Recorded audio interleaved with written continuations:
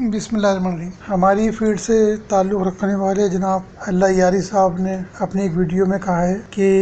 حضرت ابوبکر صدیق رضی اللہ تعالیٰ عنہ کا اسلام ثابت کرو، اور ایک ویڈیو میں وہ ایک کالر سے فرما رہے تھے کہ تم مسلمان ہونا چاہتے ہو یا شیعہ ہونا چاہتے ہو۔ اب ظاہر حضرت ابوبکر صدیق رضی اللہ تعالیٰ عنہ شیعہ تو نہیں تھے، تو پھر مسلمان ہی تھے۔ حضرت علی کرم اللہ وجہ نے کیا ان سے بیعت کی تھی یا نہیں کی؟ اگر ان کی بیعت کی تھی تو پھر اس میں جو کسی شک و شبہ کی گنجائش ہی نہیں ہے کہ حضرت ابوبکر صدیق مسلمان تھے، اور اگر بالفرض انہوں نے بیعت نہیں کی تو پھر اس بات پر بھی غور کرنا پڑے گا کہ حضرت امام حسین رضی اللہ تعالی عنہ تو مکہ مدینہ سے کربلا گئے یزید کے خلاف، کیونکہ وہ جب واقعہ کربلا نہیں ہوا تھا اس وقت تو اس کے مسلمانوں نے پہ کوئی شک و شبہ تھا بھی نہیں نا، بعد میں بھی نہیں۔ اسلامی شعار کا مذاق اڑانا اور اس طرح کی چیزوں میں وہ ملوث ہے، تھا مسلمان وہ بھی، کافر اس کو بھی نہیں کہتے تھے۔ اس کے خلاف حضرت امام حسین گئے اپنے خاندان کو لے کر۔ حضرت علی کرم اللہ وہ جو یہیں پر موجود تھے، آپ نے حضرت ابوبکر صدیق کے خلاف کسی قسم کی نہ تو کوئی اس طرح کی کارروائی کی اور نہ لوگوں کو جمع کیا اور نہ بیعت کی، لوگوں سے مخالفت کرائی، بلکہ آپ نے خاموشی اختیار کی۔ حضرت ابوبکر صدیق رضی اللہ تعالیٰ عنہ کے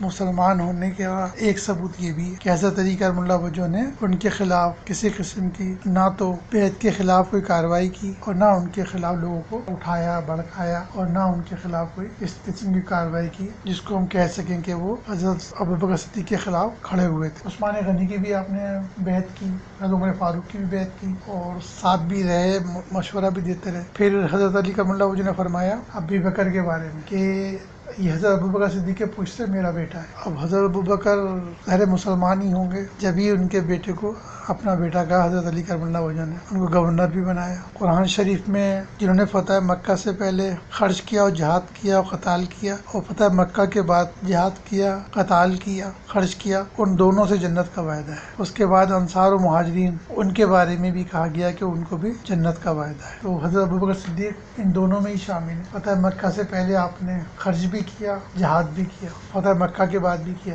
دونوں میں، اور آپ مہاجر بھی تھے، تو وہاں سے بھی آپ کے مسلمان ہونے، جنتی ہونے میں کوئی شک و شبہ نہیں ہے۔ یار غار تھے، ثانی اسنین تھے، قرآن شریف نے آپ کو ہی کہا کہ دو میں سے ایک، تو پھر سب سے بڑھ کر حضور صلی اللہ علیہ وسلم کے ساتھ آپ آرام فرمائیں، تو اس سے بڑا تو کوئی ثبوت ہو نہیں سکتا آپ کے مسلمان ہونے۔ احادیث مبارک، ایک دفعہ حضرت بردہ حضرت ابوبکر صدیق کے آگے چل رہے تھے، تو حضرت صلی اللہ علیہ وسلم نے پوچھا کہ آپ ان کے آگے کیوں چل رہے ہیں؟ انہوں نے بولا کہ کوئی روئے زمین پہ وہ ایسا شخص نہیں ہے جس پہ سورج طلوع ہوتا ہے اور وہ ابوبکر کی طرح فضیلت والا ہے۔ مرتدین کے خلاف آپ نے جہاد کیا، تو مرتدین کے خلاف جہاد کرنے کی ضرورت اسی لیے تھی نا کہ آپ مسلمان تھے، ورنہ تو مرتدین تو رسول اللہ صلی اللہ علیہ وسلم کے خلاف تھے، نبوت کو چیلنج کیا تھا نا، جو مسلمان ہوگا وہی ان کے خلاف جہاد کرے گا، غیر مسلم تو نہیں کرے گا۔ اس سے بڑا ثبوت قرآن شریف جمع فرمایا، تو قرآن شریف کس کی کتاب ہے؟ مسلمانوں کی کتاب ہے، تو مسلمان ہو گئی وہی قرآن شریف جمع کرے گا۔ حضور صلی اللہ علیہ وسلم نے فرمایا مجھے سب سے زیادہ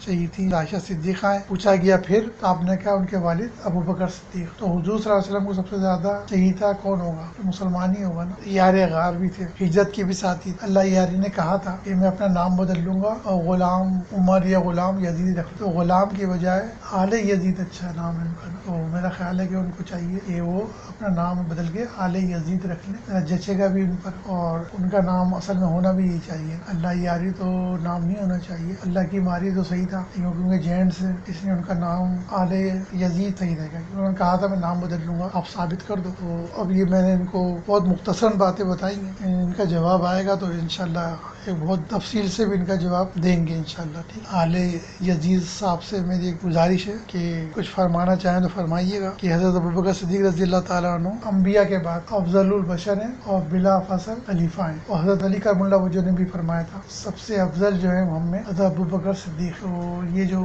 آل یزید نہ اپنی کتابیں مانتا ہے، قرآن کے بارے میں تو کہہ چکا ہے کہ اس میں سے صفحہ نکالے گئے، کیونکہ اللہ تعالیٰ نے کہا کہ قرآن میری کتاب ہے اور میں اس کی حفاظت کروں گا، تو یہ اس کو بھی نہیں مانتا، اللہ تعالیٰ کے احکام کو بھی نہیں مانتا، آیت قرآن کو بھی نہیں مانتا۔ تو ایسے شخص کے بارے میں ہم کہہ سکتے ہیں جو یہ حضرت ابوبکر صدیق کو کہنا چاہ رہا ہے، اس پہ تو بالکل فٹ ہوتا ہے۔ حضرت ابوبکر صدیق کا اسلام تو کسی شک و شبہ سے بالا ہے، قرآن سے بھی ثابت، حدیث سے بھی ثابت، اور رسول اللہ صلی اللہ علیہ وسلم کے ارشادات سے بھی ثابت ہے۔ وہ انشاءاللہ ملتے ہیں اگلی ویڈیو میں۔ السلام علیکم۔